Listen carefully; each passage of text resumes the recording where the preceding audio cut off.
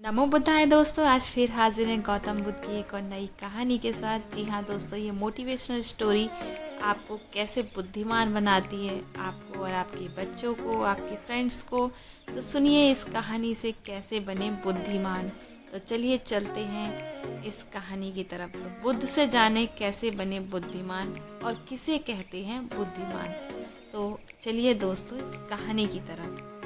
तो कहानी का हम शुरुआत करते हैं। दोस्तों, एक बुद्धिमान व्यक्ति कभी नहीं कहेगा कि वह बुद्धिमान है। इसलिए नहीं कि ऐसा कहने से उसकी बुद्धिमत्ता कम हो जाएगी, बल्कि इसलिए क्योंकि वह ऐसा कहने की व्यर्थता को देख पाता है। दोस्तों, गौतम बुद्ध के जीवन से जुड़ी हुई एक छोटी सी कहानी जो आपको बताएगी कि वास्तव में बुद्धिमान कौन है। एक नगर में एक लड़का रहता था और उसका दिमाग बहुत तेज था और उसकी खासियत यह थी कि वह किसी भी चीज़ को बड़ी जल्दी और आसानी से सीख लेता था। जहां अन्य लोगों को किसी काम को सीखने में महीनों या वर्ष लगते थे, वहीं पर इस लड़के को उसी काम को सीखने में कुछ दिन लगते थे। उसकी ख्याति दूर दूर तक फैली हुई थी और कहा जाने लगा था कि उस व्यक्ति के जितना बुद्धिमान कोई नहीं है। परंतु वह व्यक्ति तो जानता था कि वह भीतर से क्या है। हर व्यक्ति जानता है कि वह भीतर से क्या है, चाहे वो बाहर से कुछ भी दिखाए। वह व्यक्ति भी भीतर से तो परेशान था, परंतु वह अपने अहंकार से अपने परेशानियों को ढकना चाहता था। दोस्तों, ज़्यादातर लोग ऐसे ही करते हैं और शो अप में इसी का नाम है। वह व्यक्ति अपनी प्रसिद्धि को बढ़ाने के लिए तरह तरह के काम सीख रहा था। वह चित्रकारी करना जानता था, वह मूर्ति बना सकता था और वह गीत गा सकता था और वह दुनिया जहान का हर वो काम सीख चुका था जो उसने जब तक देखे हुए थे। इसलिए उसे अपनी बुद्धिमत्ता पर अहंकार था, क्योंकि कोई भी साधारण व्यक्ति या आदमी एक काम कर सकता है या 2 कर सकता है या ज़्यादा से ज़्यादा 3 काम कर सकता है, परंतु वह तो सैकड़ों काम कर सकता था और बहुत अच्छे से कर सकता था। इसलिए उसे अपनी बुद्धिमत्ता पर अहंकार था। इस बात को अंदर ही अंदर मान चुका था कि उसके जितना बुद्धिमान इस दुनिया में कोई भी नहीं है।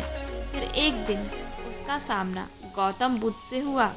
उसे पहली बार एक ऐसा व्यक्ति दिखता है जिससे उसे ईर्ष्या होती है।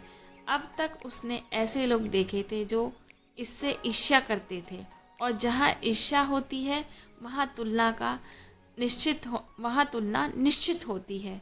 वह व्यक्ति अपनी तुलना गौतम बुद्ध के साथ शुरू करता है देता है। वह देखता है कि बुद्ध के पास तो एक भिक्षा का कटोरा है, और लेकिन उसके पास धन की कोई भी कमी नहीं है। बुद्ध के वस्त्र तो साधारण से थे, परंतु उसके वस्त्र बहुत कीमती हैं। बुद्ध तो जमीन पर नंगे पैर चलते हैं, परंतु वह नंगे पैर नहीं चलता। इसी तरह से वो आदमी सैकड़ों चीज़ों से अपनी तुलना गौतम बुद्ध के साथ करने लगता है, परंतु हर तुलना के बाद वह भी पता था कि उसकी ईर्ष्या बुद्ध के प्रति 1% भी कम नहीं होती। वह व्यक्ति मन ही मन सोचता कि मैं इस भिक्षु से अपनी तुलना क्यों कर रहा हूँ, जबकि मेरा जीवन इससे 100 गुना बेहतर है। लोग भी बुद्ध का सम्मान कर रहे हैं। आखिर इसके भीतर ऐसा क्या है जो मुझ में नहीं, और जिसके कारण मेरे भीतर इसके प्रति ईर्ष्या है। बहुत देर अपने मन में उलझे रहने के बाद वह व्यक्ति तय करता है कि वह बुद्ध के पास जाएगा और उनसे पूछेगा कि उनकी उपलब्धि क्या है। वह व्यक्ति अपने सेवकों के साथ बुद्ध के पास जाता है और उनसे कहता है कि मैं इस इलाके का सबसे बुद्धिमान व्यक्ति हूँ, और आप अपने आसपास जो भी देख रहे हैं मैं वो सब करना जानता हूँ। किसी भी कार्य को सीखने में मुझे बहुत ही कम समय लगता है। सभी लोग मेरा सम्मान करते हैं, परंतु इसके बाद भी मेरे भीतर आपके लिए ईर्ष्या। मैं ये जानना चाहता हूँ कि आपकी उपलब्धि क्या है ये सब लोग आपका आदर सम्मान क्यों कर रहे हैं? इसके बाद बुद्ध कहते हैं कि वैसे तो मेरी कोई उपलब्धि नहीं, परंतु तुम कहते हो कि मेरी एक उपलब्धि है। वह व्यक्ति पूछता है कि क्या मैं जान सकता हूँ? तो फिर उसके बुद्ध कहते हैं कि मेरी एक उपलब्धि है कि मैं सभी उपलब्धियों को छोड़ चुका हूँ। वह व्यक्ति बुद्ध से पूछता है कि मतलब मैं कुछ समझा नहीं। बुद्ध उस व्यक्ति से कहते हैं कि क्या तुम्हें प्रशंसा अच्छी लगती है? वह व्यक्ति कहता है प्रशंसा तो सभी को अच्छी लगती है। उसके बाद बुद्ध कहते हैं क्या तुम्हें निंदा अच्छी लगती है? तो वह व्यक्ति कहता है कि भला इस दुनिया में कौन है जिसे अपनी निंदा अच्छी लगे? इसके बाद बुद्ध कहते हैं जो तुम्हें अच्छा लगता है और जो तुम्हें बुरा लगता है, मैं इन दोनों से भी ऊपर उठ चुका हूँ। ना मुझे निंदा सताती है और ना ही मुझे प्रशंसा प्रसन्न करती है। बस यही अंतर है कि तुम में और मुझ में। इसके बाद वह व्यक्ति बुद्ध से कहता है कि परंतु यह संभव है। बुद्ध मुस्कुराते हैं और उस व्यक्ति से कहते हैं कि तुमने सैकड़ों काम सीख लिए, लेकिन एक सबसे ज़रूरी काम तुम सीखना भूल गए। वह व्यक्ति बुद्ध से पूछता है कि कौन सा काम बुद्ध? बुद्ध कहते हैं कि अपने मन को नियंत्रण करना। क्यों तुम्हें आता है?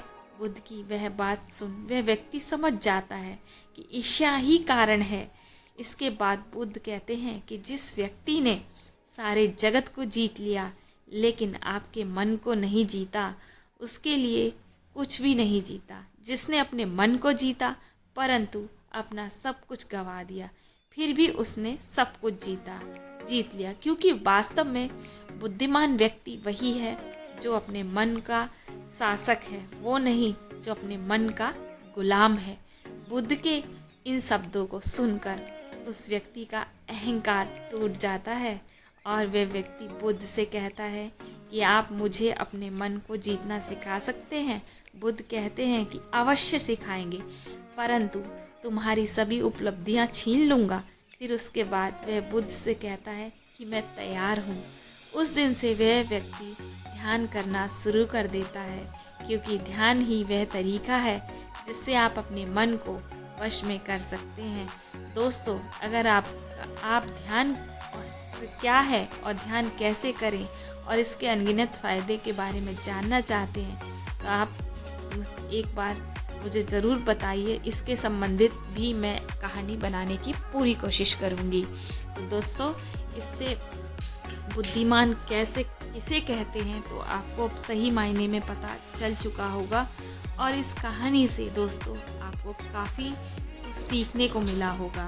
तो दोस्तों, मैं आपसे यही उम्मीद करती हूँ कि आपको इस कहानी द्वारा बहुत अच्छी सीख मिली होगी और मेरी इसी तरह की गौतम बुद्ध से रिलेटेड और भी मोटिवेशनल स्टोरी है मेरे इसी चैनल पर, थॉट कॉट्स भी हैं, तो वह भी आप जाकर देख सकते हैं। मेरे चैनल पर विज़िट कीजिए और कहानी सुनिए। और जी हाँ दोस्तों, कमेंट ज़रूर कीजिए करिए। कमेंट से क्या होता है, मुझे मोटिवेशन मिलता है। ये कमेंट करेंगे आप तो मुझे बहुत अच्छा लगेगा। प्लीज़ दोस्तों, एक कमेंट ज़रूर करिए अगर आपको कहानी से ज़रा सी भी कोई अच्छा रास्ता मिलता है। तो दोस्तों, इसीलिए सबसे पहली बात, हमें किसी से ईर्ष्या नहीं करना चाहिए और अपनी बुद्धिमत्ता पर अहंकार नहीं करना चाहिए। क्योंकि अगर हम कहते हैं कि नहीं मुझे ये आता है, हर व्यक्ति अपने आप में श्रेष्ठ है, मैं कहूँ कि मुझे कुछ आता है, नहीं, मुझसे श्रेष्ठ बहुत हैं और हर कोई व्यक्ति अपने लिए श्रेष्ठ है और हर कोई व्यक्ति मतलब अपने से अनुसार अच्छा ही करने की कोशिश करता है दोस्तों। तो इसलिए आशा करती हूँ आपको ये कहानी बहुत अच्छी लगी होगी और समझ आई होगी। तो किसी से कभी तुलना ना करें अपनी। हर व्यक्ति श्रेष्ठ होता है और हर व्यक्ति बुद्धिमान होता है अपनी अपनी जगह पर।